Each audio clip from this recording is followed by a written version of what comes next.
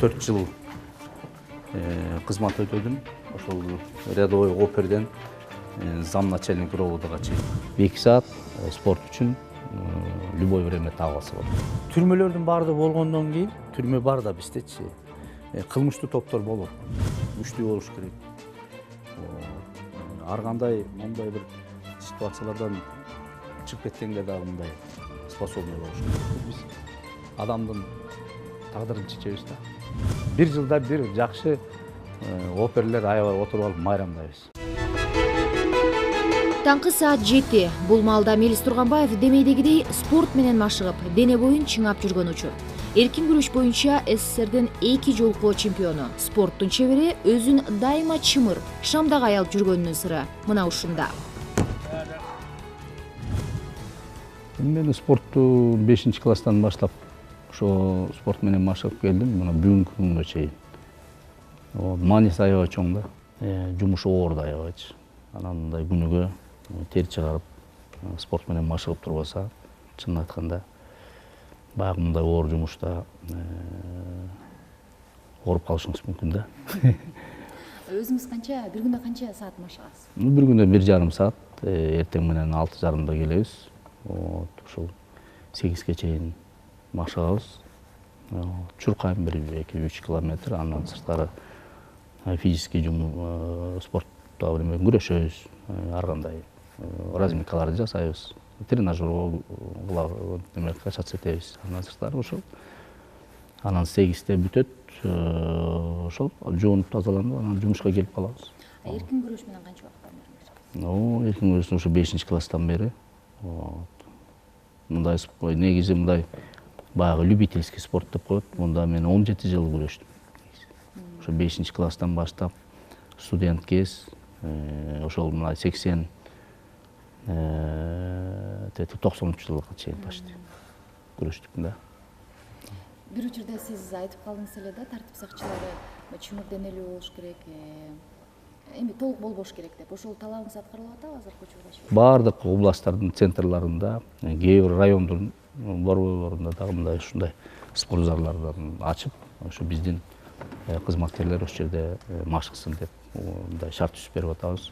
Эми спорт керек да, чынын айтканда. Кылмышкерлер менен күрөшкөндө спорттун аябай мааниси чоң да. Анан курсагы мындай болуп, ошол кылмышкер касса кууп жете албай турса, же болбосо ошол жерде кармайын деп барса, мурундан ары жеп отурса, бул уят нерсе да.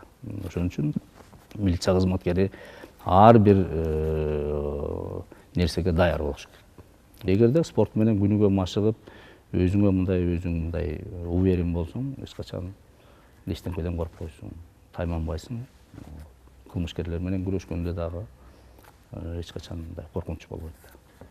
Спорт үчүн кандай гана жумуш мындай напряженка болбосун, 2 саат спорт үчүн любой время таап алса болот. Мен эгерде эртең менен бир кандайдыр себептер менен спортко машыга албай калсам, ошол бир күндүн ичинен бир убакыт таап туруп, обязательно тренировка кылып, спорт менен машыгып анан кетем.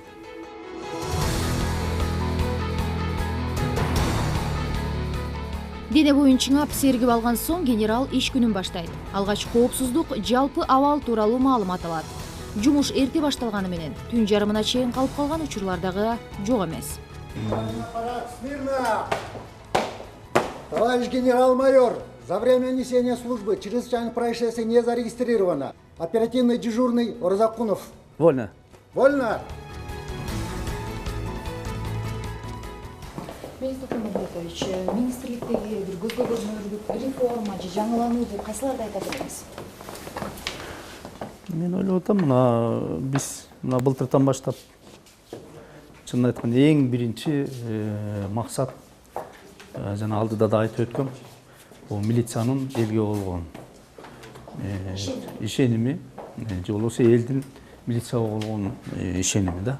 Элден чынын айтканда мындай кандайдыр бир алыстап калганбыз да. Себеби ошол кезде милиция кызматкерлери мына Акаевдин убагында, мына Бакиевдин убагында милицияны баягы элге каршы кандай десем мындай бир курал катары колдонуп келишкен да. жанагы шайлоолорго кандай жанагындай бир жаман нерселерге түртө баштаган. Анан элдин баягы ишеними да жоголуп, милицияга болгон баягы эле милициясы анан жана дубинкалар менен ар кандай куралдар менен кийинки мына өзүңүздөр билесиздер, Бакиевдин убагында 2010-жылы кадимкидей кандай оор күндү башынан өткөздү. Мен 2010-жылы май айында ошол биринчи зам министр кылып бияка шайлаган күндөн баштап менин мурда эле өзүмдүн да оюм бар эле. Ушул кандайдыр бир милицияны элдин алдында бир жакындатып элдин ишенимин актоого аракет кылышыбыз керек болуп калды. Ошонун үстүндө иштей баштадык. Жана оор кылмыштарды ача баштадык. Баягы элге кызмат кылалы деп жакындоолорду баштадык. Мен участковый ошол аймактык тескөөчүлөрдү биринчи чогултуп, жанагы көп жыл иштеген жакшы эми баягы беш кол тең эмес, эми арабызда баягы анча-мынча жалпоолор бар. Анан мындай бир жакшы иштеген балдардан аны чогултуп мындай как специалист катары ошолордон да сурадым да, өзүм кеңеш сурадык. Эми жанагындай бир капитальный строительство кылсак, аябай көпкө созулуп кеткендей. Анан жанагы эле саракатоник контейнерди эле алып, ошону татынакка кылып туруп, себеби биз интернеттерден карап көргөнбүз, мына Америка штаттарында деле мындай микро, жанагы Кытайда да көрдүк биз. Мындай кичинекей микро участоктор. Ошонун шерифи бар. Ошол шериф ошол жерде бүт жергиликтүү бийлик менен дагы, коомчулук менен дагы, эл менен дагы ошол жерде өзүнүн жумуш иштеринин баардыгын жасашат да. Этапта биз ошол 15-ти планировать эткенбиз. Ошол 15 пунктту койдук, ачылышын жасадык, жакын аранын ичинде жасадык. Мэриядан кичине акча бөлүп берген. Анан эл аябай немете баштады да. Биринчи биздин кызматкерлерибиз чынын айтканда мына ачык эле сөз, көнө албай жүрүштү. Баягы кангып эле көчөдө мына 2 саат барып анан кылапкасын үйүнө кетип калышкан. Ошон үчүн эл көрбөйт, айлап жылдап көрбөйбүз деген ошол. Туруктуу бир жумуш ордо Анан ошол жерге мына түзүп бердик, эртеден кечке мына телефондору, даже участогуна чыгып кетсе, тиги жерде сотовый телефон. Биз кооператив кылып, ар бир участкага телефонунан бери ошону бүт алып бердик. Эл уже кайрыла баштады милицияга. Өзүнүн көйгөйлүү маселелери менен. Себеби алыс. Мына ошол жерден бир үй бүлө мындай чогулуп отурганда ошо бир аксакал айтып чыкты. Айлана балам ушул баягы пунктты ачкандан кийин мен кыдыра баштадым да өзүм. Күнүгө мен орун басарларым кыдыра баштады. Кандай иштеп атат? Жабылып турабы, жабылган жокпу? Анан айтты, балам жыргап калдык деди. Шаар боюнча бүгүнкү күндө 60га жакын ошондой жанагындай бөлүмдөрдү, контейнерлерди куруп, телефондор менен ичинде бардыгы бар. Ичиндечи мына азыр любой время ошол жерде ар бир пункттарда 2ден, 3төн, 4төн участкова отурат. Эгерде 3 выездтерге чыгып кетсе, бирөө обязательно график менен ошол жерде дежурство этип, түнкү саат 11-12ге чейин отурушат. Маи тармагын реформалайбыз деп бир топ айтылып жүрөт, бирок тескерисинче азыр учурда бир интернетке же болбосо кайсыл бир жерлерге маи кызматкерлеринин бир терс көрүнүштөрү көбүрөөк чыгып атат да. Эми ушуга карата кандай бир чаралар көрүлүп атат? Биз ошол жанагы жана алдыда айтып кетпедимби, ошол Бишкек шаарында биз ошол бир батальон түзгөнбүз. Ошол жанагы патрульно-постовая служба менен ошо ГАИ кызматкерлерин бириктирип туруп, бир экипаж кылып, ушундай шаарда түзүп биринчи. Булар биринчи түн ичинде эле иштешчү, түнкү деп койчубуз, ночная рота деп койчубуз. Андан кийин анан өзүнчө батальон кылып түздүк. Азыр где-то бир 200 сотрудник ошол жерде кызмат кылат. Маинин сотрудниктери, анан жана патрульно полктун постовой службанын сотрудниктери, булар 3 сменада иштейт. Шаарда 60 машина бар. Мына ар бир районго 5тен 3 сменада иштешет. То есть 24 саат булар күнү түнү менен ушул шаарды бүт көчөдө болуп аткан жанагы транспортный происшествие, мисалы ДТПлар боюнча, жол кырсыгы, ар кандай жанагы көчөдөгү кылмыштар, ар кандай жанагы срочный мындай 102ге түшкөн жанагы семейный скандал, соседи менен уруш, же болбосо жана кафелерде мушташтар болуп атат, ар кандай тартип бузуулар болуп атат, же болбосо көчөдө бирөөнүн сумкасын жулуп алды. Ушундай кылмыштарга эгерде моментально 102ге түшкөн звоноктордун баардыгы ошол мына жанагы шаарда жүргөн ошол 20 экипаж бир немеде, бир сменада ошолорго моментально берилип турат. Анан ошол жерде дислокациясы менен жакын ошол бир 2-3 экипаж ошол жерге келип, анан деген жана изин суутпай кармап кылмыштардын бетин ачып атышат. ГАИ кызматкерлеринен көбүрөөк булар результатты жакшы бере башташты. Мына бүгүнкү күндө булардын жасап аткан иши аябай чоң. Анан ошонун негизинде биз мына Бишкекте түстүк, андан кийин мына Ош шаарында да азыр 16 экипаж ушундай иштеп атат. Андан сырткары мына Чүй бооруна да ушундай 12 экипаж кылып түзгөнбүз, бир ротаны. Мына баянкы болгон окуяда мына ошолор биринчи вызовду кабыл алышып туруп, жанагы 5өөнү кармап калган, качкандарды кармап калды. Анан мына азыр биз ошонун баарын анализдеп, мына жакын деле премьер-министрге биз сунуштадык. То есть жана ГАИ пай деген болбойт да, негизи мындай общий. Бул будет баягы ошол патруль полк, мисалы шаарда полк патрульная милиция болот. Ошол полк патрульная милициянын ичинде ГАИси да бар, берки патрулю да бар. Булар ошол жерде бир канча функцияны аткарышат. Булар жол кырсыгында карашат, кылмыштарды да ачат, жана алдыда айтып кеттим. Баардык ошо көчөдө болуп аткан бүт терс көрүнүштөрдүн баардыгы менен иштешет. Өлкөдө канча кылмыштуу топ бар, анан канчасы жок кылынды? Түрмөлөрдүн баардыгы болгондон кийин, түрмө бар да биздечи, кылмыштуу топтор болот. Бул Америкада да болот, Европада да болот, биздин КМШ мамлекеттерибиздин баардыгында ушундай эле состояние бар. Муну түп тамыры менен жоготуп коюш деген бул это невозможно, чынын айткандачы. Эми, конечно, баягы баардыгын ошондой топтордун баардыгын баягы мурда эми саясатка кийлигишип келишкен, бизнесмендерди коркутуп келишкен, ар кандай мындай ыплас нерселердин баарын жасап келишкен, бирок ага жол бербей бүгүнкү күндө мына акыркы жылдары биз булардын башын көтөрүп, кылмыш жасаган түрмөгө камадык. Кылмыш жасабай жөн жүргөндөрүн болсо учетко койдук, контролдоп койдук. Ар бир нерсеси под контролем. Көбү баягы эми жаш кез, чок кез дейт, кээ бирлери баягы возраст, үй бүлөлүү болушкандардын баардыгы кээ бирлери уже акырындан мындай акыл кирип кеткендери да бар, түз жолго түшкөндөрү да бар. А так мына көчөдө общий жанагы уголовный кылмыштар булар боло берет. Кража, уурлук, тоноочулук, булар болуп турган нерсе да бардык жерде эле болот. А так мындай алып келгенде кылмыштуу топтордон эми бизде азыр 1-2 топ бар да, 2 топ деп койсок да болот. Биз билгендерден да азыркы күндө. Бирок баардыгын биз учетко алып баардыгын контролдойбуз. Учурда милиция кызматкерлерине кандай бир жеңилдиктер, бир колдоолор болуп атат? Айлык акыданбы же болбосо кандайдыр бир колдоолор барбы? Эми, конечно, баягы 2010дон кийин айлык маяналары чын айтканда жакшы эле көтөрүлдү. Мурда 4000 сомго чейин алышчу. 2010-жылга чейин мына сержанттар.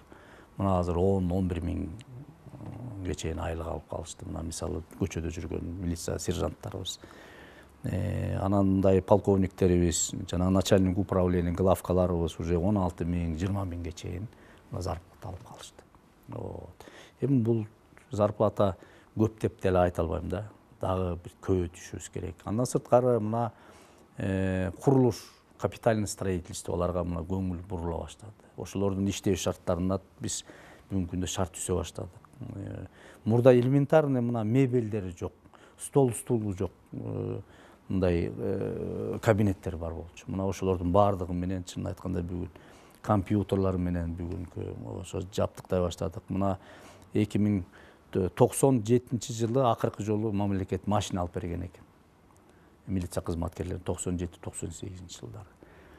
Мына азыр мына жакын деле өзүңүздөр билесиздер, 86 машина ушул опер кызматкерлерге алып берди. Жана кылмыштуулук менен күрөшүш үчүн. Бул мына көп жылдан бери. Андан сырткары мына үйлөр курулуп берип атат. Мына Баткенде үй маселеси. Көп ушул жактан барып иштеген көп кызматкерлерибиз бар квартирага туруп иштешет. Мына 24 квартирный үй, 2 комнат, 3 комнат, 1 комнаталык заманбап бүгүнкү күндүн немесине мындай шартына ылайык кылып жакшынакай мына президентибиз барып берди. Андан сырткары мына 180 квартиралуу үй, однокомнатный, двухкомнатный, трехкомнатный. Мына очередте бүгүнкү күндө бизде аябай көп. Мына 180 квартира менен тетиги 19-20 жыл мурун каза болгон кызмат абалында каза болгон кызматкерлерибиздин мына балдары уже чоңоюп калыптыр. Ошолордун ата энелерин чакырып ошолорго күлүштөрүн бердик.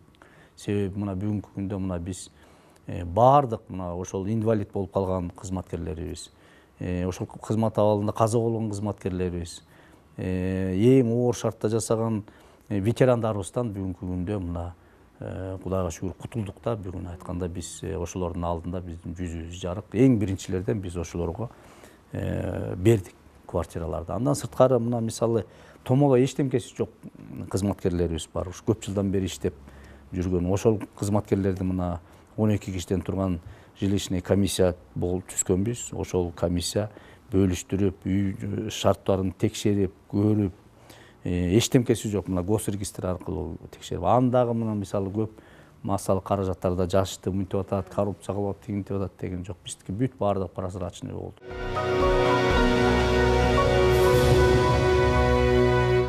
Бул жерде мен эң биринчи ушул лейтенант кезимде келип, могу жерде 22 кабинет бар. Ошол жерге жанагы Уголовно-розысканын оперуполномоченный болуп, жап-жаш болуп келип, жаңы окууну бүтүп келген ошол жерден баштап иштегенбиз.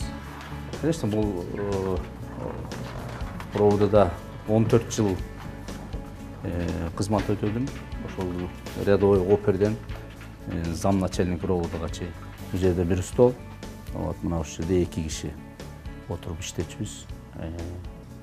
Бул жерде жанагы оор кылмыштар менен иштечү оперлер отуруп иштечүбүз. Ал кезекте эмне рация жок. Андан сырткары машина да жок. Жөө иштечүбүз. Бирок жөө иштеген жакшы. Азыр жаш оперлер жөө жүргүсү келбейт да. Жөө жүрсөң көп нерсени угасың көчөдөн. Эл менен аралашып. Эл менен аралашсың. Көп нерсени көрөсүң. Бул эми баягы сайыз убагында да, чын айтканда. Ошон үчүн жанагы мен жана айтып атпайм, элден мындай кичине анча-мынча ажырап калдык деген. Себеби да ошол болуп атат. Биз көчө кыдырчубуз. Эл менен сүйлөшчүбүз. Көп мындай маалыматтарды алчубуз. Анан ошонун негизинде иштечүбүз жакшынакай. Эмне таптым деп ойлойсуз ушул оперликте 15 жылдан ашык иштеп? Ой, көп нерсе үйрөндүк.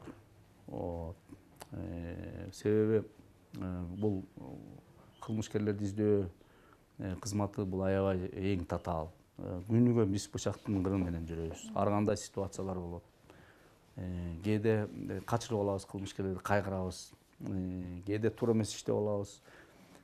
Кээде мындай ар кандай көп мындай катуураак иштеп койсок, прокуратурага арызданышат. Аякта жүрөбүз суралып керелдин кечке. Ар кандай көп ошонун баардыгын көрүп, бышып, баягы камырда жуурласың да. Бул Уголовно-розысканын күнүмдүк турмушу да.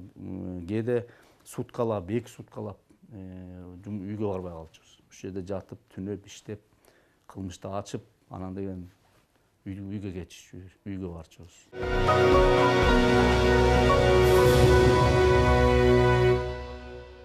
Келечектеги генералдын балалык чагы ак карлуу ат башы жергесинде өткөн. Чоң апа чоң атасынын мээримине чулганган таттуу күндөр азыр дагы эсинде. 4-класска чейин ошол Ак башы районунда Акмуз айылында мурда Кызыл аскер орто мектеби болчу, азыр болсо Боогач атындагы орто мектеп. Ошол жерде 4-класска чейин окудум.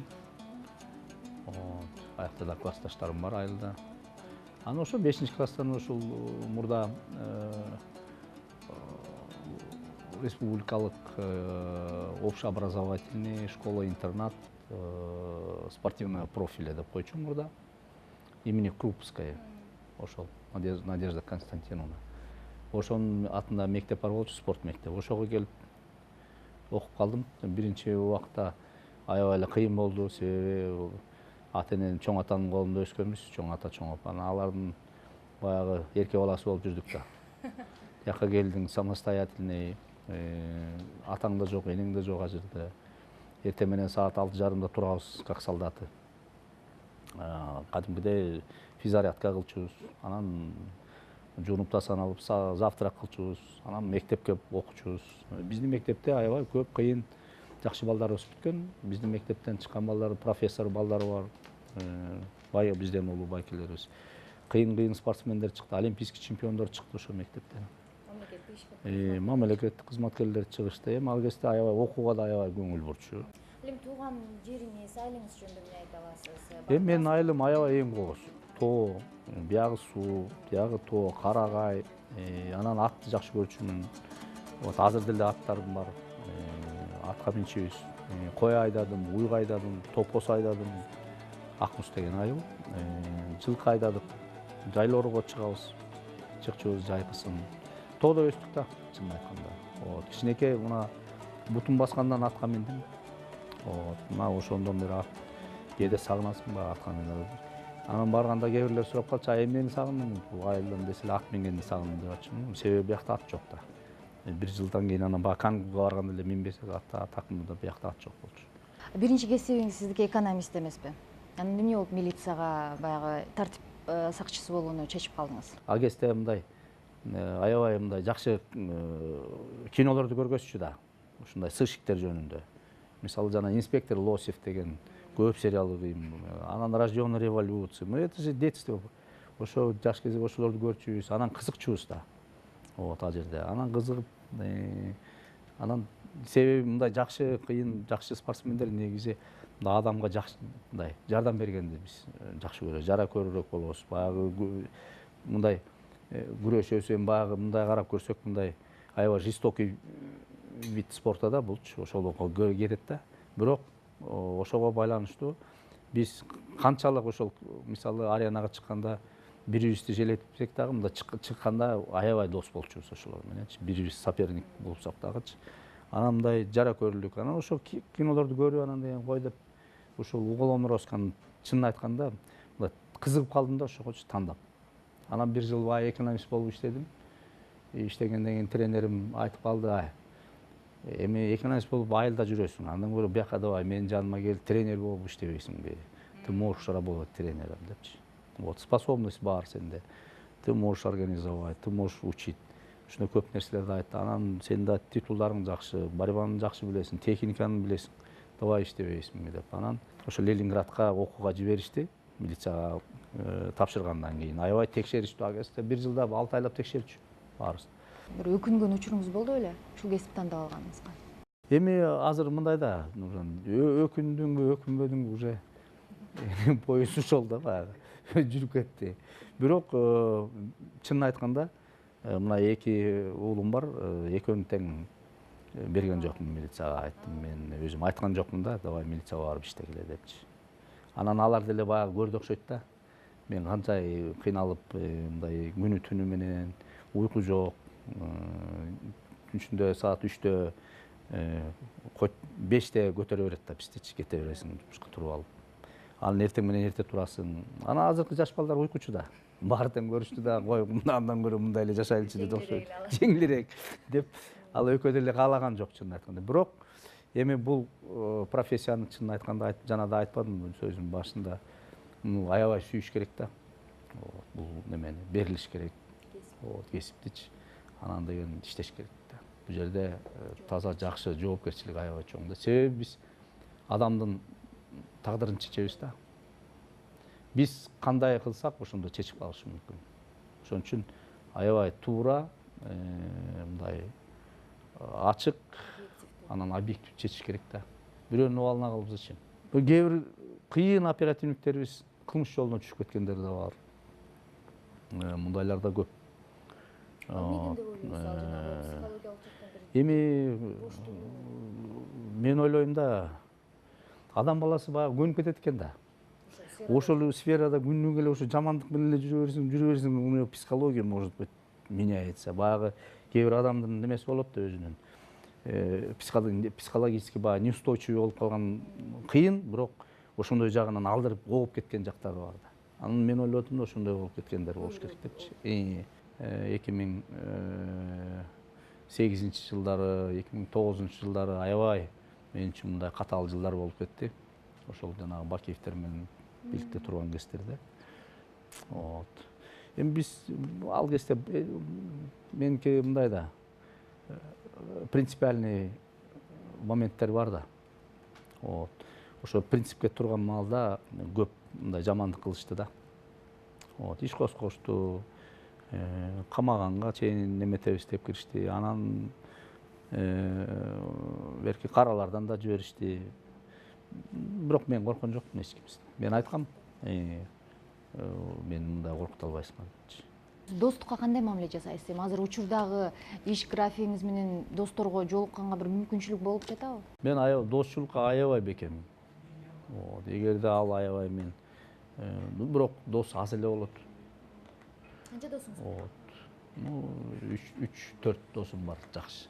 Эң жакын который эң жакын который баягы жаман болобу, жакшы болобу, капа болсом ошого барып тең бөлүшөбүз. Ушундай достор бар.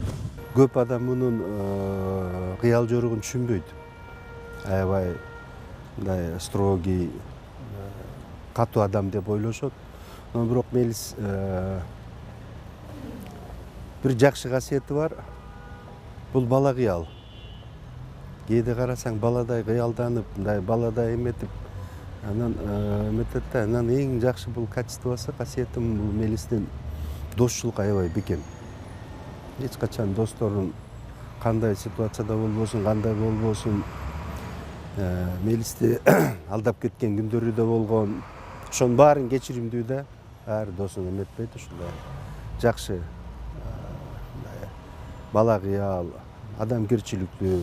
Эми кызматына жараша, конечно, естественно, баягы строгий, катуу болуш керек. А так адам катары бул эң жумшак, кыялкеч, бала кыял адам десем жаңылышпайм да. Демек жаш өткөн сайын достор иргелет деген кеши.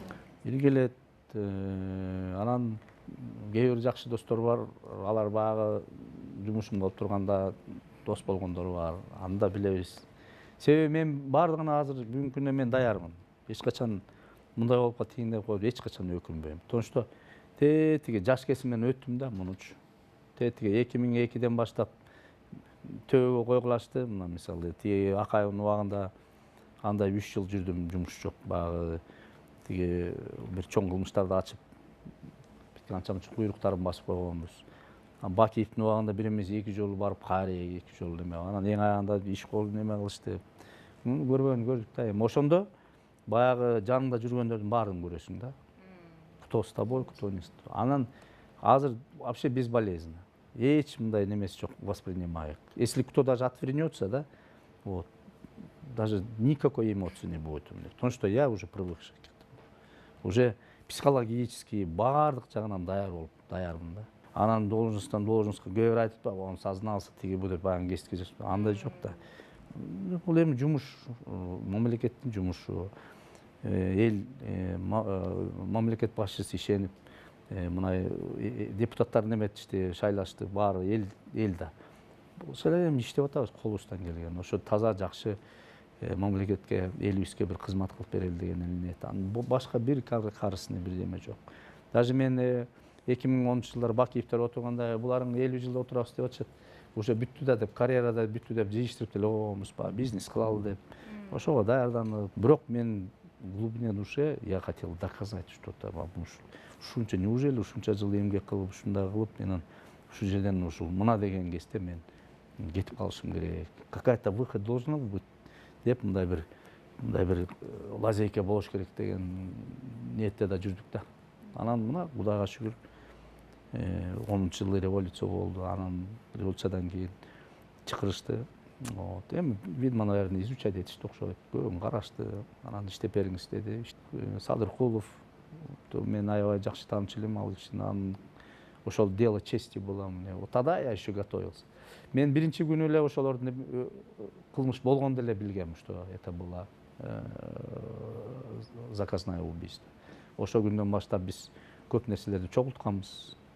Материалдар бул когда-нибудь историяда керек болот, бул ачылыш керек бул кылмыш. Ошондо мына Бакиевтердин мындай истинный мындай жүзүн ачышыбыз керек элдин алдында деген менде мындай бир неме бар болчу. Ой бар болчу ошондо. Анан көп нерселерди чогултуп жүрдүк, анан революция болду, анан алып чыктык анын баарын. Алар жыргашканда биз өрттөп үйүлүп кеттик, оголон иш жок тиги бу деп. Бизде бар болчу баардык. Капабыз алып чыктык, анан балдар түзүп иштедик, балдар иштеп 1 жылдын ичинде ачып, мына баардыгын мыйзам чегинде жазага тартышты. Аябай таза иштедик мында дагычы. Көп тоскоолдуктар болду. Ага карабай мына бүгүнкү күндө мына ошол иштин бетин ачып, мына туугандарым дагы элдин алдында да жүрсү. Мындай биздин өзүбүздүн да жүзүбүз жарып ачып бердик. Ички иштер министринин башкы максаты жарандардын коопсуздугун камсыздап, калкка бейпил турмуш тартуулоо. Аткарчу иштер, багындырчу ийгиликтер дагы алдыда дейт генерал.